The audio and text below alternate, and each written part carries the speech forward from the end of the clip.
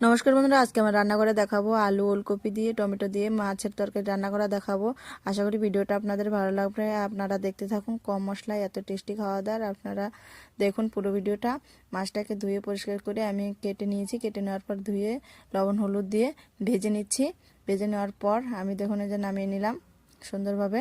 তারপরে তেলের মধ্যে আমি ওই তেলেই দিয়ে দিব কালো জিরা ফোড়ন দিয়ে সুন্দর করে একটু নেড়ে চেড়ে নিব। নেড়ে চেড়ে নিয়ে আমি লবণ দিয়ে দেবো। লবণ দিয়ে আবারও আমি নেড়ে চেড়ে নিচ্ছি। তারপরে হলুদের গুঁড়ো দিয়ে দেবো। এখানে নিয়ে নেব কাঁচা লঙ্কা আর আদা বাটা। দেখবেন কম মশলায় এত টেস্টি হয় রান্নাটা, বলা যায় না। তো দিয়ে দিলাম মশলাটা দিয়ে বেশ করে কষাবো। কষানোর পর আমি দিয়ে দেবো জলটা যখন আমার ফুটবে তখন আমি মাছ দিয়ে দেবো। তারপরে মাছটা দেওয়ার পর কিছুক্ষণ আমি রেখে দেবো। রেখে দেওয়ার পর এখানে ভাজা জিরা বাটা দিয়ে আমি নামিয়ে নেব।